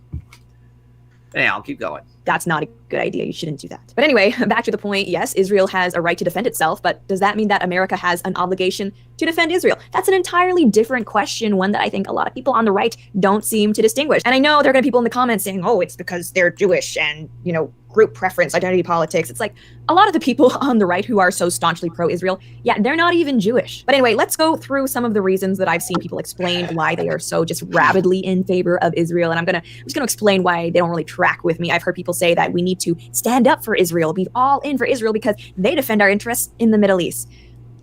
What specific interest though? Because from where I'm standing, it seems like a lot of the American interest that Israel is defending in the Middle East. Why does no one say this? Because nobody fucking knows their history, and they're doomed to repeat it. Here you go, Luke. We'll put this video aside. Or just being pro-Israel, like Israel. And we're gonna watch a little video by Brother John Collins, everyone's favorite Hellblazer. Here you go. Open a new tab. And what do we got here? Dead easy to duck your head while this is going on, but I've talked about this subject before, so I shall talk about it again. Now, this conflict, this coming together, this party, let's say, has had a lot of cousins in the last 25 years, or it's probably 30-something years that I've had an interest in what is it with this place and these wars. There's things I can remember from being a kid on television, there'd be Israeli tanks rolling into Lebanon and thinking, what's going on? And of this place, Beirut, be a place that was never far from the news for a lot of my childhood. So, got close. Close some windows, I think. God damn. What is? I'm looking at this Mia Khalifa chick, and I'm trying to, and apparently, like, I found her net worth is like $3 million, and she's age 27. Fucking hell, sex does sell. Source of wealth, professional adult actress. Well, it is, it is the world's oldest profession, so. Oh yeah, she was born in Beirut. Beirut. What the fuck is Beirut? Oh, she was born in Lebanon. Oh. Yeah, 93. She moved her family to the States in 2001. Her family is Catholic. They're promoting Catholicism, but anyhow, go ahead. Play it. Let it load. Let it load. Let's listen. Mistake your intentions if you're making a flat-out threat. It's the safest thing to do. It's to threaten and saber out. It's actually the safest course of treatment. Tactic. Is for Israel to be seen as being super tough and powerful and dangerous, and all these other nations hate them, but would never dare do anything against them because they just get hammered. But while they're doing that, they mouth off, and while they're mouthing off, they're not at war with you. Now, this only actually works. It does work. It works all the time. It works because of an equilibrium that was sort of a kind of equation that was worked out by Henry Kissinger back in the when he was trying to resolve this situation back in the 70s. Where it were him who made the distinction as to who America should back and why, and that I just gave you was his reason why. Is so you intervene in this place to force an equilibrium. And an equilibrium that people understand in this place is strength. Certainly on the back of a couple of wars that they had in that region around then, as to where these former colonial nations, when they, made friends in Moscow and sort of connived themselves an army, they didn't do particularly well against these highly motivated and Western trained new Israelis. So it's like these regional enemies have been aggressive since they got arms. Since they got arms and they got independence from their colonial masters, because we've talked about this before, haven't we? So I like him. He really honestly could be a story. He could be a very good. He could read me a story for bedtime. I like him because of that. He has a very. He could be a very good voice audiobook novelist reader, if that makes any sense. Oh yeah, he could. A narrator. He could do audiobooks. He a great voice for it. He would. Yeah, he would. He has, he has the voice for it, man. He has the disposition as well. Great guy. I like him. So he's the point where the video gets to the they're surrounded by enemies, and he's gonna start talking about how England, the reason why Rommel went to North Africa. He's gonna get to that point, which was essentially to undermine the British, to take those kind of things. We've been talking about him using remote control weapons. It's a matter of, well, they could be new remote control weapons or they could be old remote control weapons. But the thing is with them, if they hit the target, they destroy things. So it's like, get me a weapon from the 1970s and point it at me, and it'll be just as deadly 50 years later because humans haven't changed so much, and neither have we built their buildings. But that'll be a thing. Well, say, getting on to the Iron Dome. They've been talking about the Iron Dome for a good while, and they've not had a really good chance to test it. Now, the thing that is the obvious ploy is that if you could find the magic number to overwhelm the Iron Dome, you could really rain some missiles down once that system failed. Or if you found it where you could launch a certain number and then it become actually acceptable. Well, we fire 105 get through, we fire 115 get through. And then eventually, we start blowing holes in Israel, and fundamentally the idea is that the Israeli government will collapse under its own weight based on its own people turning against it when it fails. Basically, they want to create chaos. Their only goal is to create chaos, to make the state fail, because there's no state in the world that can survive random rocket attacks.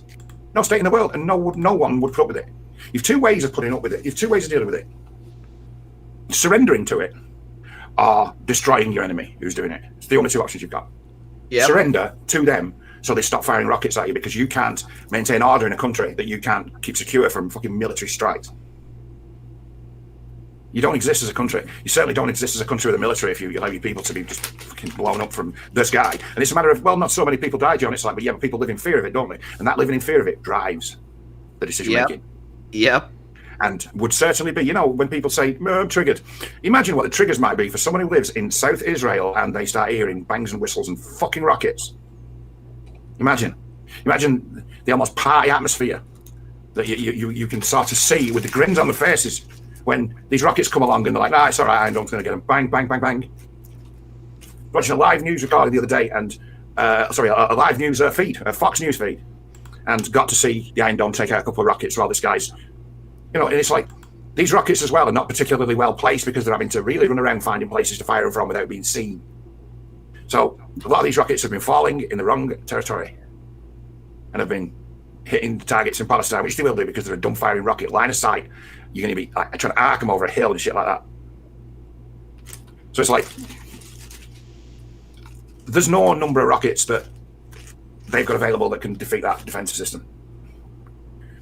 None. In the way that they can deploy them. Maybe if you could fire 1,000 missiles at once, but they can't. They ain't got that capability, and nobody else has. So it's like, no, the Iron Dome will stand, and there's a situation here where let me just put this out. Right, this was put out. It's not been up very long. 15,000 views. Probably about an hour ago. Right, this is what Netanyahu had to say, and we don't have to listen to him speaking. Be message. Oh boy. We'll just get the gist of it because he's not speaking English. I received in-depth briefings about the many airstrikes we carried out against Hamas and Islamic Jihad, which suffered unforeseen blows.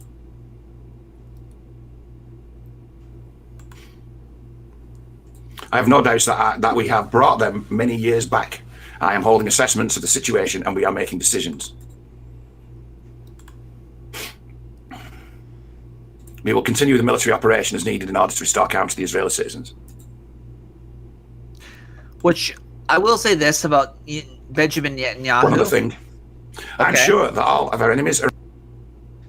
Okay, one other thing. I'm sure that all our enemies surrounded us see the price we are exacting for the aggression against us, and I am certain that they will have absorbed these lessons. Yeah, because here's the thing. Israel, the one thing that Israel has as a weapon is intelligence. They know where all the shit is. They know who the saber rattlers are. And all they have to do is go in and kill them. They start playing Negan. They start doing the whole Negan shit where they basically say, oh, you were talking shit to me? Bashed in the head, you're dead. That's the one thing that Israel has. as opposed to Palestine. Like Palestinians can overwhelm people, but they have dumb weapons. They have guns that you have to have line of sight. You can't just set and forget. You know, they're not like Stinger missiles where you fire it at a fucking moving target. The Stinger locks on and then it just does its own thing. They don't have that.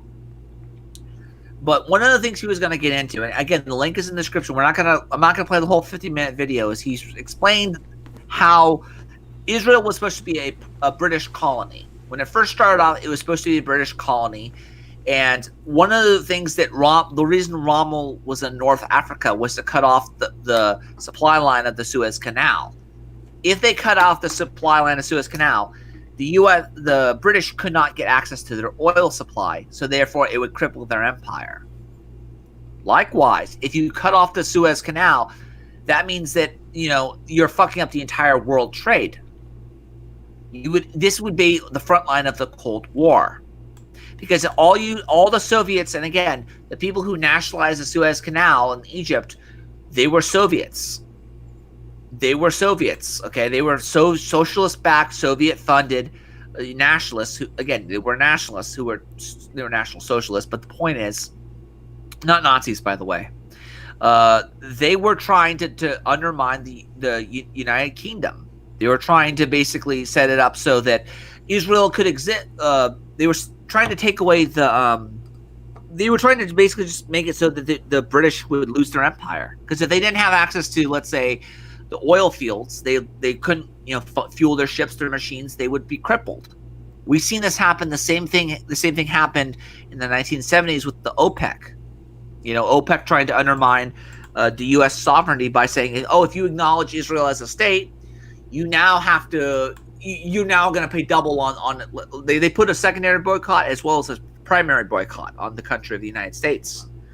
So McDonald's, I think up until, let's say, 1993, wasn't allowed to operate in, say, Israel, because they were frightened of, if they open up markets for Israel, if they acknowledge it as a state, they would have lost business. The foreign countries, the OPEC, whether it be OPEC or Iran or whatever these other countries, would not do business with them. And it actually worked. But be that as it may, we're going to continue with this a little bit more. Luke, continue. Around us see the price we are exacting for the aggression against us, and I'm certain that they will have absorbed that lesson. That's what I wanted to point to. The Israelis in this, because there's a couple of things you can look at. The Iron Dome, I think, has always been bait. Just look at it and say, well, eventually there must be a magic number as to where we can overwhelm this system. If we can fire enough rockets, we can rain down hell on them. When it fails, all we've got to do is fire more rockets. So they get more rockets, and they get more rockets, and they get more rockets, and they get more rockets. And no matter how many rockets they fire, consistently, not enough of them can get through to have the desired effect. Them interceptor missiles cost $5,000 each, and they're dropping down rockets that likely cost someone at some stage when they were purchased from 18 and 20 quid a piece. It's like Israel have been set a challenge here is to say, you know what these guys are going to do? They're going to be cunts with us. They're going to incite all kinds of trouble and whatever level chaos they could throw, and then they're going to do this thing where they fire these rockets into our territory and make us look impotent and like dicks and terrorize our population. And they're going to do it until we eventually give up, or else they're able to bring so much international pressure to bear by instigating things and getting their own people killed that eventually the international community will ride in and save them. And it's like ride in and save them would look something like the Iranians decided to roll through Syria and arrive. And it's like, do you know how unlikely that is? And I'm like, well, that's incredibly unlikely. And it's like, why? What do you think the world would look like after the world had watched the Iranians roll into Tel Aviv? What do you think would be left of the rest of the world by then? Who do you think would be in power then? No one would even consider it. Anyone with anything but ardent fantasy of religious zeal would even attempt to push towards it, understanding what the repercussions would be. Those who'd understand what the repercussions would be won't let it happen, and they'll fucking annihilate anyone who tried it. Yep. Because when these people have gone, there'll still be this and this that this being maintained as what it does. It's not ours to fuck with. It belongs to the future. It belongs to the past. It belongs to the present. And nobody is going to risk a world after this place has been fucking ransacked. Yep. Nobody. It's just not on the cards. It's not. It isn't. It isn't. So it's a matter of the real only. Do you know the path to peace is? I'll give you the path to peace in this conflict, Okay. right? Okay. Tell me, John. Is Biden being too weak to stop Israel continuing what they're doing? And what Israel are doing now is they're on the border of Gaza City, aren't they? So let's have a look at the Gaza Strip. Okay. Let's look at that. Quite a densely populated place, isn't it? This port of Gaza, right? Yep. You know the geography of this place. Its unique position in the world in relation to this, in relation to this. This place has got more going for it as real estate than just about anywhere else in the world. And you know, these Palestinians, they kind of privately own it who live there. Right? There's been peace deals done in recent times between Israel and the Emirates, who are all these, right? These are guys who kind of live on a knife edge, the old Emirates, because of where they're located, right? So it works for them over here that these guys can't hold them to ransom and start firing missiles at ships in this area. You've your Abu Dhabis, your Dubais, your Qatar, your Bahrain. They don't like being fucked with these guys who are actually in missile range of attacking these guys. And it's a matter of these guys would pour an incredible amount of money into this place if they could. That would be the investment opportunity of a fucking lifetime to put money into the Gaza Strip. That's like some of the best, and I'm not being funny here, some of the best real estate on planet Earth because of its location, significant importance when most ships in the world travel along here. You take air travel away and you weigh up, right? The nature of the Mediterranean Sea being somewhere where you can sail and not suffer that so many problems as to if you're in the right lane, you get smashed up at sea and you know there'll be another ship along exactly the same route. You keep it all organised, all of a sudden the cargo's always getting where it needs to go. And that'd be the rule for thousands of years. That's how you could control the world from here. You can have empire from here. You can have empires from here. What's Italy got that no other country's got in this region? Yeah. Coastline, ports. Coastlines might make you vulnerable, but they also give you access to ports, which gives you access to trade, which gives you access to shipbuilders, gives you access to skills, gives you access to all nature of traveling experts. Yeah. This part of the world has thrived on that, and the rules of that never change because, like it or not, we've got this to traverse if we want to get our toys from here. There's a hell of a long way to go, and there's no way past it.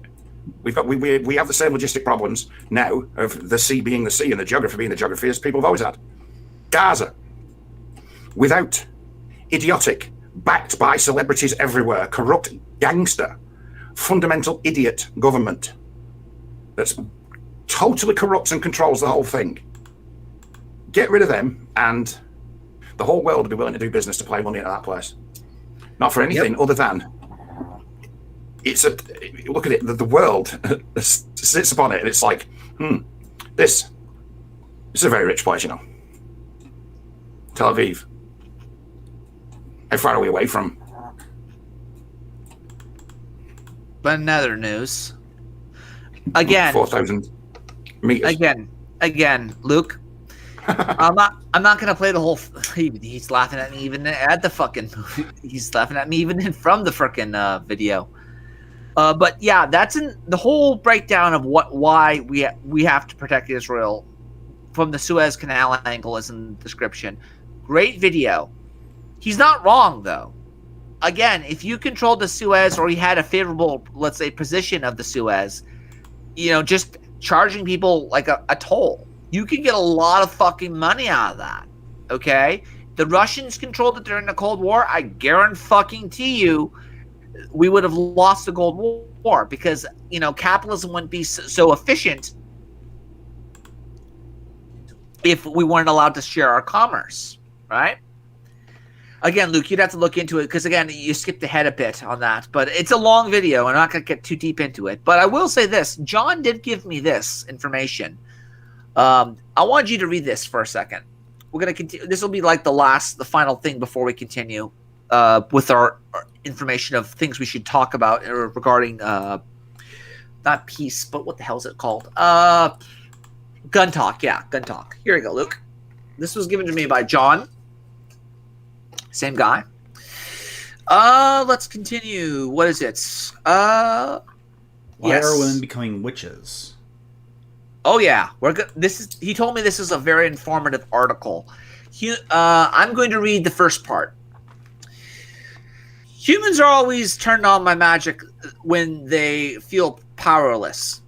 Saddle-based Bree Luna, aka the Hood Witch, again, that's her name, not mine, has over 472,000 followers on Instagram.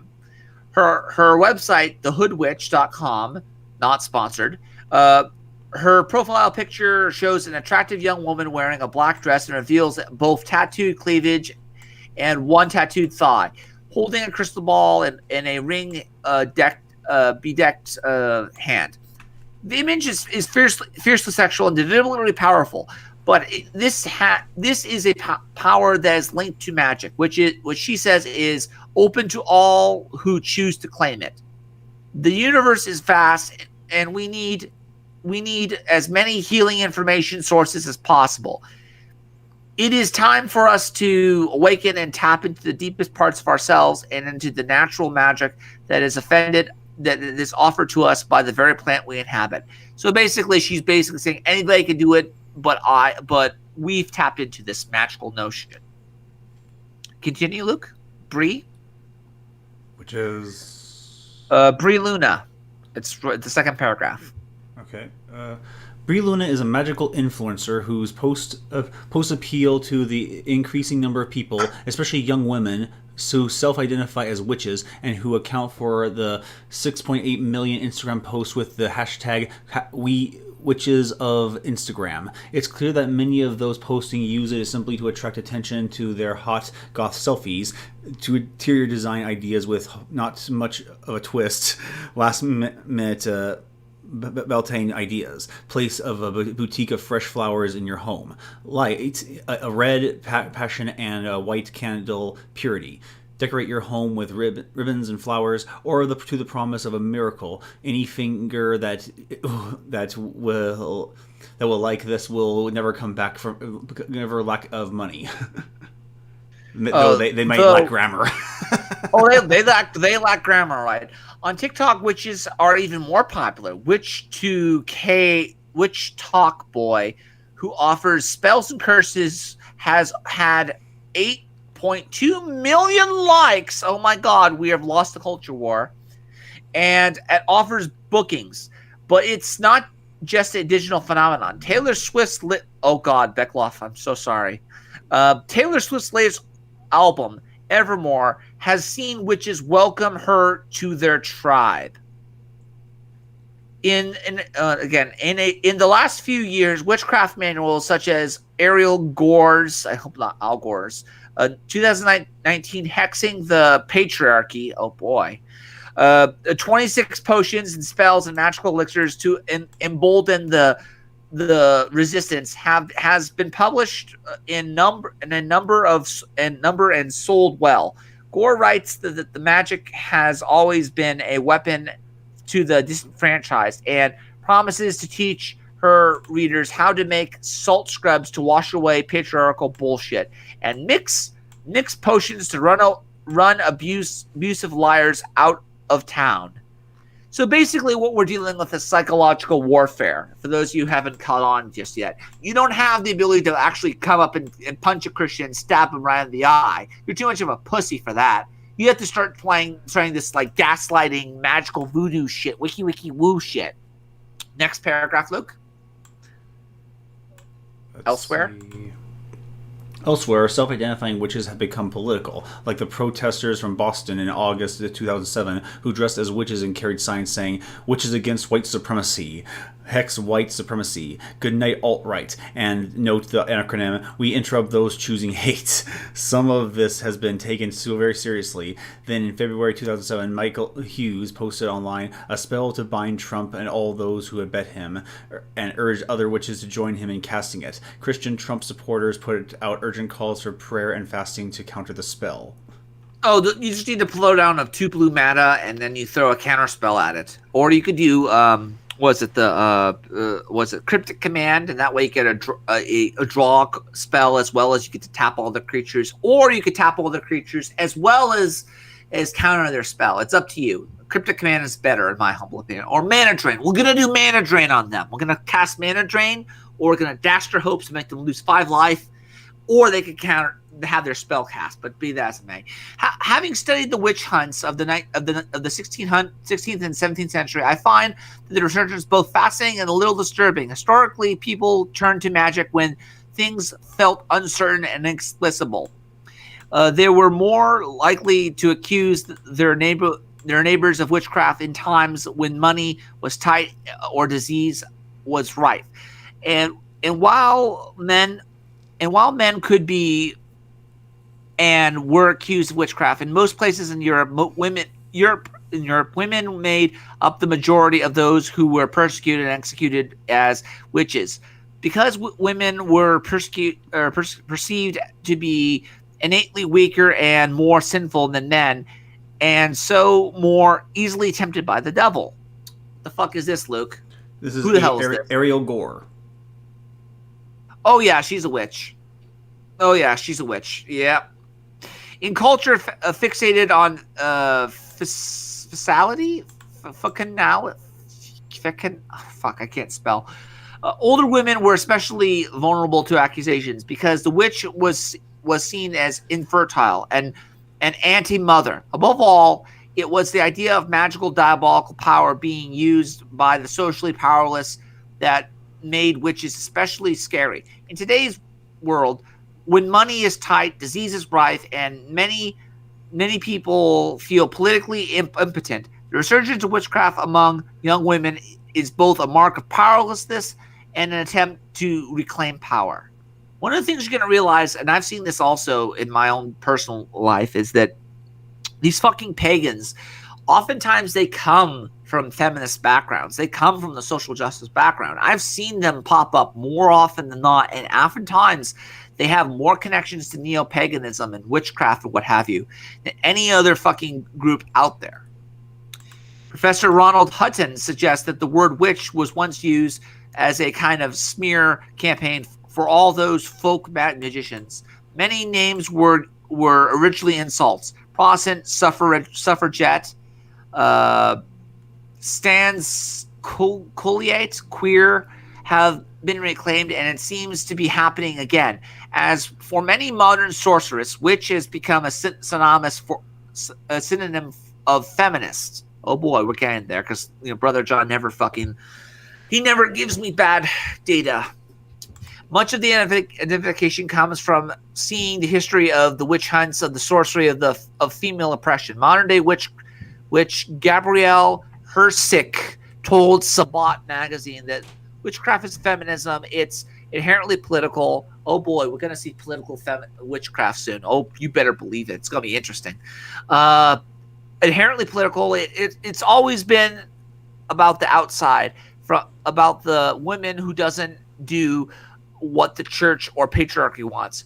Oh my God, liberation witchcraft is happening soon. Just like they have liberation theology, we're gonna have liberation witchcraft. I guarantee you, it's gonna be awesome. We're gonna destroy their culture. Not that they had one to begin with. She echoed an April Graham. She is echoed by April Graham, whose sweep in even broader. A witch is someone who stands against patriarchy and everything that is currently wrong with our society and any society throughout the ages. By that definition, we could all be witches, which may indeed be the point. Luna says every woman is a witch. No, they aren't. Bullshit. The Sisters of Battle are not.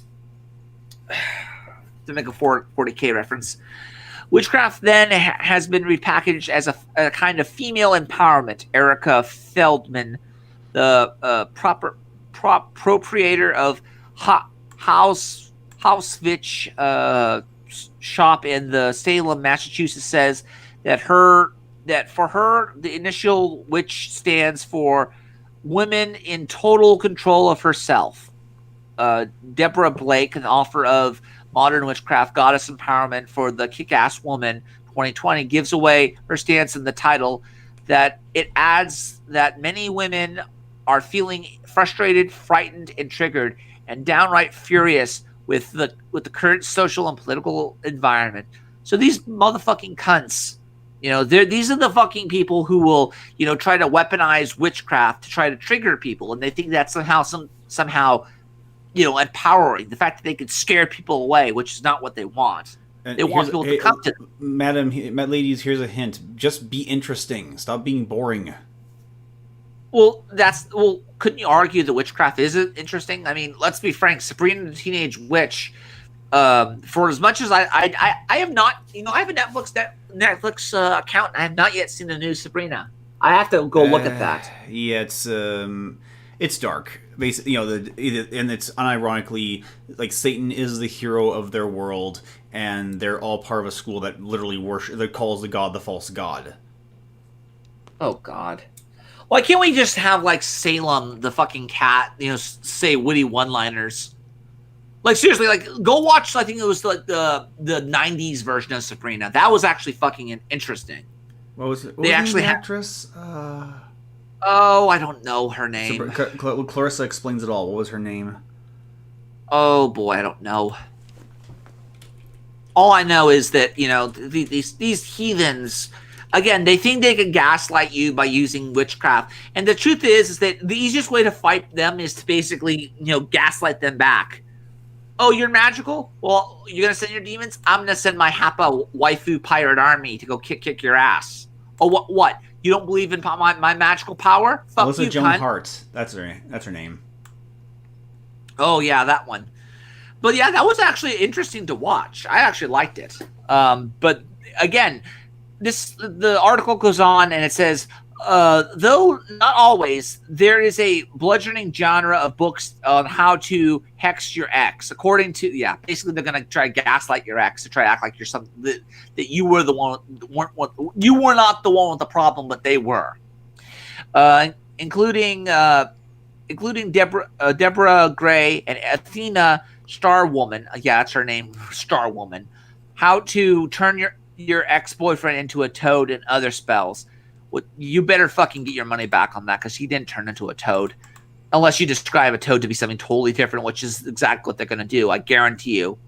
Even though it's false marketing. Let's be frank. We need to get the Better Business Bureau in on this shit.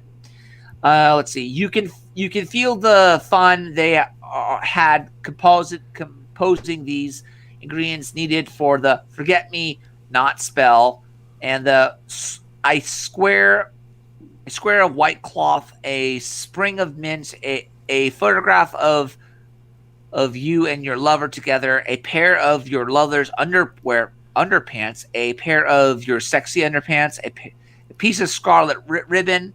The toad spell needs to be done at midnight on the full moon and involves making a cloth bag, filling it with dirt, and a picture of your ex, and drawing the toad on it. If you can't draw, you can probably find someone on TikTok to cast a spell for you. This is a commodification of witchcraft, which, by the way, for all the talk of the Marxist overtones, these motherfuckers are conspicuous consumption. They're the pieces of shit who will buy a wax doll made in, like, Eurasia or under a full moon, on the solstice and all this other, like, weird shit. Like, really, really, like, specific conspicuous consumption crap.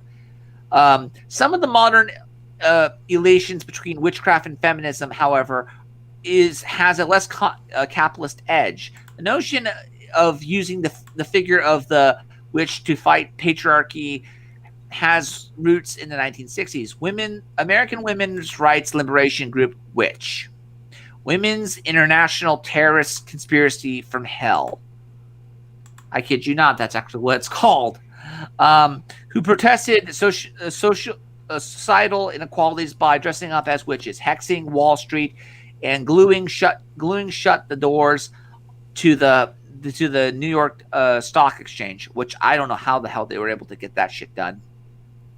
But they were using the term with their tongues conspicuously in their cheeks. They didn't consider themselves to be real witches, which is exactly what they're doing. And that goes on. The article goes on and said they adopted the name because they believed that the accused witches of the past, the original guerrillas, and resistant fighters against the oppression, patriarchy, and oppression of women down the ages. With the Witch Manifesto in 1969, the group was revived in 2015, 2016, and its modern iteration takes its witchiness from much more seriously. So the article goes on. I'm not going to read the whole thing because, let's be frank, fuck this shit. These people are the ones we're going to be dealing with. These are the people who you need to learn how to gaslight back. They gaslight you, you need to gaslight them back, and we've lost some people here.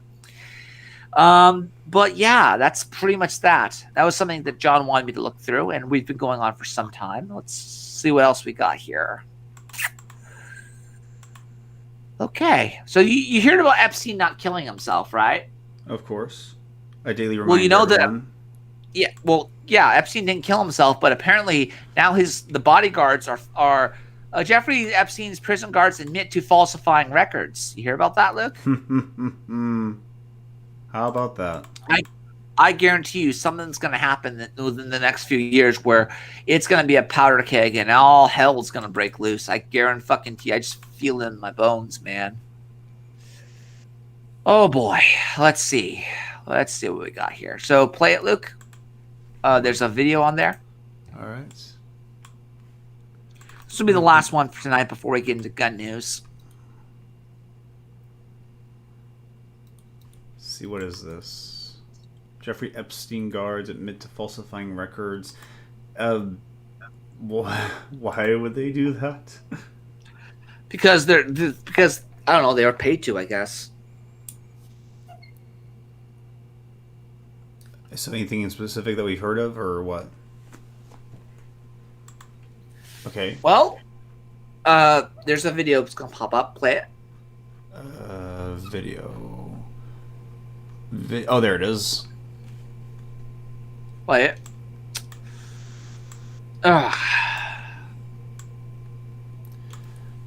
Open. This could be a minute. Yep. It'll be a minute.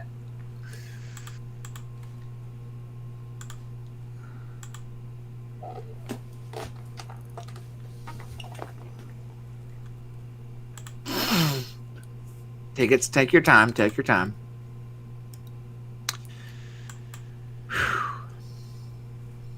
Yeah, I don't think this is going to open right now.